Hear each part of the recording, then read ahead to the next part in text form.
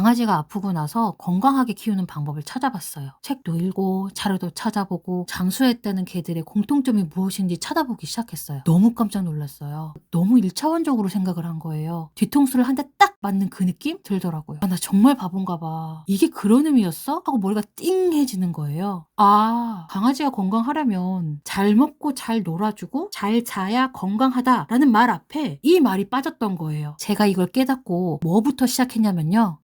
안녕하세요. 노견 집사 강아지 언니입니다. 새해에 제 강아지 나이를 다 합해보니까 저보다 훨씬 많은 51살이더라고요. 51살. 저는 올해 4월까지 소리까지 다 합해서 3마리 강아지 집사였는데요. 지금은 17살 바다, 2009년생 막내 16살인 방울이를 키우고 있는 2마리 강아지 집사입니다. 세 강아지 모두 제가 아기 댕댕이 시절부터 키웠는데요. 처음 키울 때부터 건강하게 키우고 싶다는 마음이 컸어요. 왜냐하면 이전에 반려견 들을 키웠을 때 강아지들이 생각보다 너무 갑작스럽게 떠난 경험을 하면서 힘들었었거든요. 저는 정말 저희 아이들을 장수견으로 키우고 싶었어요. 2007년 1월에 태어난 소리는 25년 4월에 무지개 다리를 건넜는데요. 놀랍게도 일주일 전까지 일반 강아지와 비슷하게 동생들과 지내다가 무지개 다리를 건넜어요. 오늘은 강아지 수명을 5살 플러스 하고 싶은 분들을 위해서 내 강아지와 오래 함께하는 방법을 주제로 공부하고 경험하고 이런 것들을 나눠보려고 해요. 잘 먹이고 산책하고 자주 병원 가라 이런 두루뭉술한 그런 내용은 아닙니다. 3마리 강아지 모두 16살 넘게 지낼 수 있었던 그리고 현재 진행 중인 제 경험들을 이해하기 쉽게 설명드릴 건데요. 구독하시고 편하게 보시면 좋습니다. 여러분, 공식적으로 강아지 평균 수명이 몇 살까지일까요? 10살에서 13살 정도밖에 되지 않는다고 해요. 국제과학저널 사이언티픽 리포트 2024년 발표에 따르면 강아지 평균 수명은 12.5살이라고 하는데요. 생각보다 너무 짧아서 놀라셨죠. 믹스견이라 건강한 거 아니야? 라고 하시는 분도 있으실 거예요. 네, 맞아요. 소리를 보면 아빠 엄마가 견종이 상상도 안 될 그런 정도의 외형이잖아요. 저도 그래서 소리가 가장 건강하겠거니 기대하는 기대를 좀 했었습니다. 소리는 사실 건강한 강아지가 아닌 아픈 강아지였어요. 태어난 지 2주 만에 어미를 잃어서 모유도 제때 다 먹지 못했기 때문에 한 달이 조금 넘었을까? 그때 제게 온 것 같아요.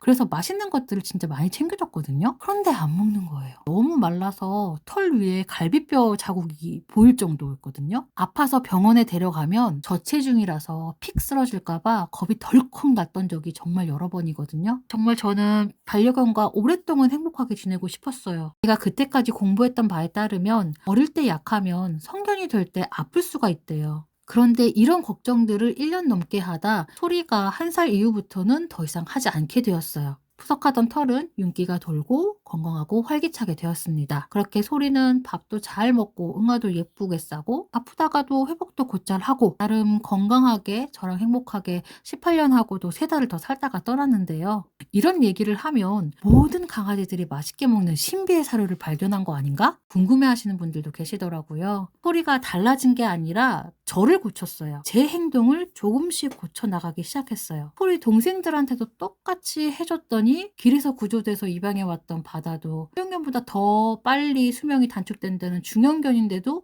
암컷보다 수명이 더 짧은 수컷인데도 불구하고 17살이 돼서 지금 제 발밑에서 쿨쿨 자고 있거든요. 강아지 평균 수명이 12살, 13살밖에 안 된다고 하니까 처음 이 얘기를 듣고 옛날 이야기 아니야? 나는 이것보다 더 나이 든 애도 봤는데? 라는 생각을 처음에는 했어요. 근데 가만히 생각을 해보니까 10살이 넘는 애들을 많이 봤던 게 병원에서. 저도 처음에 강아지를 키울 때 평균 나이까지 모두 살아가는 줄 알았거든요. 그런데 지금 있는 반려견 이전에 다른 아이들을 키웠을 때 생각보다 헤어지는 시간이 너무 빨리 왔어요. 처음에는 잘 먹어야 건강하지 라고 생각을 해서 좋은 사료에 집중했어요. 사료의 재료가 좋아서 먹기보단 그냥 사료 겉에 코팅된 맛이 좋아서 먹는 느낌을 받을 때가 있었거든요.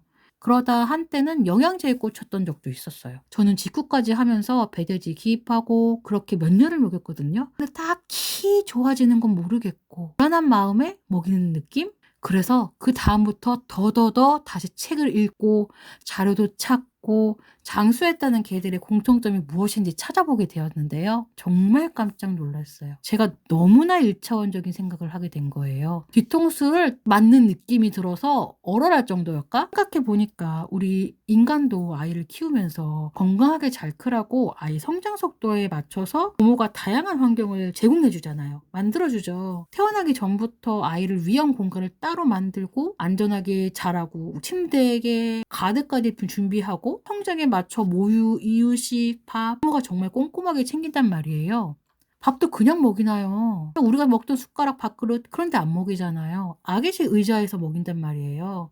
아, 강아지가 건강하려면 잘 먹고 잘 놀아주고 잘 자야 건강하다라는 말 앞에 이 말이 빠졌던 거예요. 강아지의 나이와 상태에 따라 잘 먹이고 잘 놀아주고 잘 자야 건강하다는 말이 숨겨져 있었구나 깨닫게 된 거예요. 저는 장시간을 걸으면 발바닥이 아파서 못 걷지만 엄마는 똑같이 못 걷게 되더라도 무릎이 아파서 더 오래 못 걷는 건데 왜 강아지는 상태에 따라 나이에 따라 생각을 하지 않았을까? 이미 그렇게 하시는 분도 많겠지만 저는 좀 멍한 부분이 있어서 좋은 건 먹이고 병원 자주 가면 오래 살 줄 알았어요. 근데 그게 다인 줄 알았거든요. 그때부터였던 것 같아요. 껌 하나를 줘도 다른 종류로 강아지마다 선택하게 했어요. 강아지마다 객관화해보는 시간을 가진 건데요. 7살 때 막내 방울이가 다리 한쪽을 절뚝이기 시작했어요. 그래서 걸을 때마다 얼마나 비틀거리고 절뚝거리는지 체크를 했거든요. 놀랍게도 컨디션이 안 좋으면 얘가 밤량도 줄이고 자는 시간을 늘린다는 걸 알게 되었어요. 회복을 위해서. 저는 그걸 지켜보다가 일주일 정도 이게 유지되면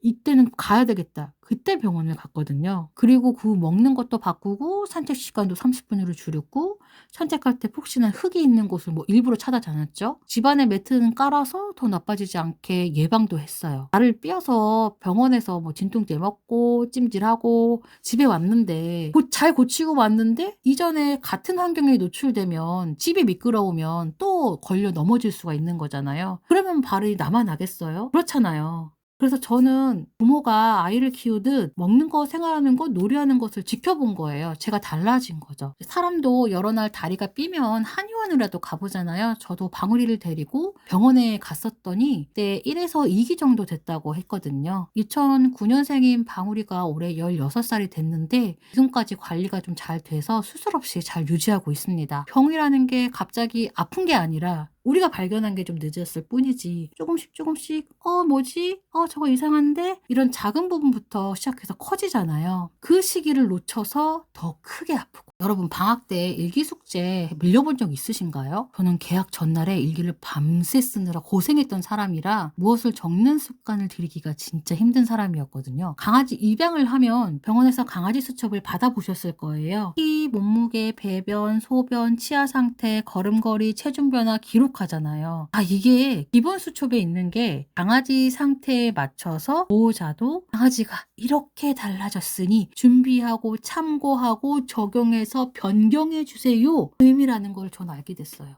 저는 강아지를 키우면서 삶의 축소판을 보는 것 같아요. 어릴 때는 그냥 멋진 신발 하나만 신어도 잘 뛰어놀았거든요. 그런데 이제는 제가 나이가 있다 보니 오래 걸을 때는 저한테 맞는 신발이 없으면 잘 못 걷게 되더라고요. 먹는 것도 더 달라졌어요. 강아지도 처음엔 기어가다 걷게 되고 그러다 뛰다 그리고 다시 느리게 뛰다가 걷고 마지막엔 누워서 있다 가게 되거든요. 17살 바다는 현재 느리게 걷는 상태가 되었어요. 16살 방울이는 여전히 뛰지만 속도는 느려졌어요. 저희 집 반려견은 이런데 여러분의 강아지는 어떻게 지내고 계신가요? 댓글로 공유해주세요. 여러분과 나누고 싶은 이야기들이 정말 많이 있습니다. 구독 눌러주시면 후회하지 않으실 겁니다. 오늘도 행복한 하루 되세요. 다음번에 만나요.